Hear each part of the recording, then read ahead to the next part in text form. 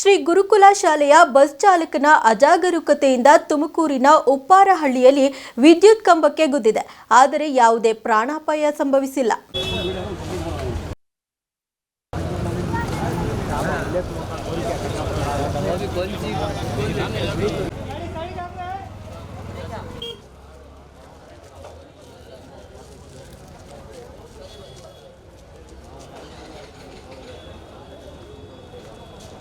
ಶ್ರೀ ಗುರುಕುಲ bus ಚಾಲಕನ ಅಜಾಗರೂಕತೆಯಿಂದ bus light ಕಂಬಕ್ಕೆ ಗುದ್ದಿ ಆ ವಿದ್ಯುತ್ ಕಂಬದಲ್ಲಿ ವಿದ್ಯುತ್ ಇತ್ತು. ಆದರೆ ಯಾವುದೇ ಹಾನಿಯಾಗಿಲ್ಲ. ಮೊದಲು ಶಾಲೆಯ ಇಂತಹ ಬೇಜವಾಬ್ದಾರಿತನದ ಡ್ರೈವರ್ ಅನ್ನು ನೇಮಿಸಿಕೊಂಡಿರುವುದೇ ಇಂತಹ ಅಪಘಾತಕ್ಕೆ ಕಾರಣ ಎಂದು ಸ್ಥಳೀಯರು ತಿಳಿಸಿದ್ದಾರೆ. ಬೆಳಗ್ಗೆ ಈಗ ಜಸ್ಟ್ 1 ಅವರ್ ಮುಂಚೆ ಆಗಿರೋದು ಆಕ್ಸಿಡೆಂಟ್. ಸ್ಕೂಲ್ ಮಕ್ಕಳು ತುಂಬ್ಕೊಂಡು ಬಂದವರು. ಯಾವುದೋ ಗುರುಕುಲ ಅಂತ ಸ್ಕೂಲ್ ಬಸ್ ಇದು. ಅವ್ನು ಡ್ರೈವರ್ ಎಷ್ಟು ಅಜಾಗರೂಕತೆಯಿಂದ ಗಾಡಿ ಓಡಿಸೋಣ ಅಂದರೆ ಯೋಚನೆ ಮಾಡಿ. ಲೆಫ್ಟಾಗಿ ಹೋಗ್ತಿರೋ ಗಾಡಿ ರೈಟ್ ಸೈಡಿಂದ ಬಂದು ಇಲ್ಲಿ ನೋಡಿ ಲೈಟ್ ಕಂಬ ಕೂತವನೆ. ಆ ಲೈಟ್ ಕಂಬ ರನ್ನಿಂಗ್ ಲೈಟ್ ಕಂಬ ಪ್ರೆಸೆಂಟ್ ಡೈಲಿ ಈಗ ಅದು ಕರೆಂಟಲ್ಲಿ ಪಾಸ್ ಆಗ್ತದ್ರಲ್ಲಿ. ಆ ಲೈಟ್ ಕಂಬ ಅರ್ಧ ಫುಲ್ ಮುರಿದೋಗೈತೆ. ಹೆಚ್ಚು ಕಡಿಮೆ ಆಗಿದ್ರೆ ಮಕ್ಳಿಗೆ ಎಷ್ಟು ತೊಂದರೆ ಆಗೋದು, ಹೋಗ ಬರೋ ಜನಕ್ಕೆ ಏನು ತೊಂದರೆ ಆಗೋದು. ಸ್ಕೂಲ್ನವ್ರಿಗೆ ಸ್ವಲ್ಪ ಜ್ಞಾನ ಇರಬೇಕು. ಸ್ಕೂಲ್ ಯಾರು ಅವರು ಇದು ಮಾಡ್ತಿರ್ತಾರೆ ಅವ್ರಿಗೆ. ಇಂಥ ಡ್ರೈವರ್ಗಳನ್ನೆಲ್ಲ ಕರೆಸ್ಬಿಟ್ಟು ಮಕ್ಳು ಮರಿ ಏನಾಗಬೇಕು.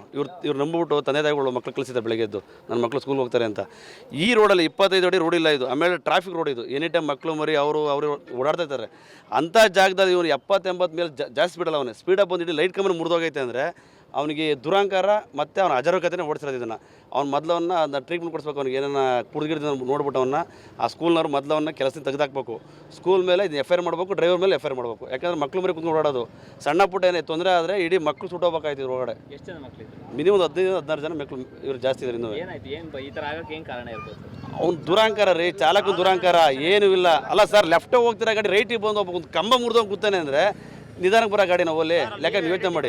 ಮಿನಿಮಮ್ 80ರಿಂದ 100 ಸ್ಪೀಡ್ ಆಗಿರ್ಬೇಕು ಅವ್ನು ಲೆಕ್ಕಾಚಾರ. ಇಡೀ ಮಕ್ಕಳು ಕುಂತಿದ್ದಾರೆ. ಈಗ ಮಿನಿಮಮ್ ಮಾಡೋದು 30-40 ಕಿಲೋಮೀಟರ್ ಸ್ಪೀಡ್ ರೋಡಾಗಿ ಹೋಗೋದು. ಮಕ್ಕಳು ಕುಂತ ಇನ್ನೂ ನಿಧಾನಕ್ಕೆ ಹೋಗ್ಬೇಕು. ಆಮೇಲೆ ಟ್ರಾಫಿಕ್ ರೋಡ್ ಇದು.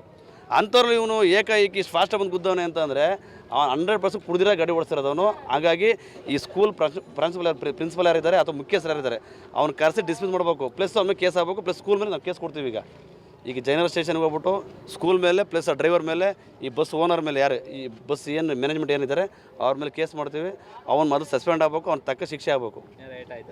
ಏಟಾಗಿ ಸಣ್ಣ ಪುಟ್ಟ ಮಕ್ಕಳು ಗಾಬರಿ ಆಗಿದ್ದಾರಲ್ಲ ಸರ್, ತುಂಬ ಗಾಬರಿ. ಅವ್ರ ಮಕ್ಕಳು ಎಲ್ಲ ಮಕ್ಕಳು ತುಂಬ ಗಾಬರಿ ಆಗಿದ್ದಾರೆ. ದಯವಿಟ್ಟು ಅವನ್ನ ಕೆಲಸ ಸಸ್ಪೆಂಡ್ ಮಾಡಿ ಆಮೇಲೆ FIR ಆಗಬೇಕು ಸರ್. ಶಾಲಾ ವಾಹನದಲ್ಲಿ ಮಕ್ಕಳಿದ್ದರು. ಒಂದು ವೇಳೆ ವಿದ್ಯುತ್ ಪ್ರವಹಿಸಿದರೆ ಒಳಗಡೆ ಇದ್ದ ಮಕ್ಕಳ ಗತಿ ಏನಾಗಬೇಕಿತ್ತು? ಲೆಫ್ಟ್ನಲ್ಲಿ ಹೋಗಬೇಕಿದ್ದ ಡ್ರೈವರ್ ರೈಟ್ನಲ್ಲಿ ಬಂದಿದ್ದೇ ಈ ಅಪಘಾತಕ್ಕೆ ಕಾರಣ ಎಂದು ಪ್ರತ್ಯಕ್ಷದರ್ಶಿಗಳು ತಿಳಿಸಿದ್ದಾರೆ. ಅಲ್ಲಿ ಲೆಫ್ಟಲ್ಲಿ ಹೋಗೋ ಗಾಡಿ ರೈಟಲ್ಲಿ ಬಂದು ರೈಟಿಂದ ಕಂಬಕ್ಕೆ ಹೊಡೆದು ಆಕಸ್ಮಿಕ ಕರೆಂಟ್ ಏನಾದರೂ ಸರ್ಕ್ಯೂಟ್ ಆಗಿತ್ತು ಅಂದರೆ ಬಸ್ಸು ಇರ್ತಿರಲಿಲ್ಲ, ಬಸ್ಸಲ್ಲಿರೋ ಮಕ್ಕಳು ಇರ್ತಿರಲಿಲ್ಲ.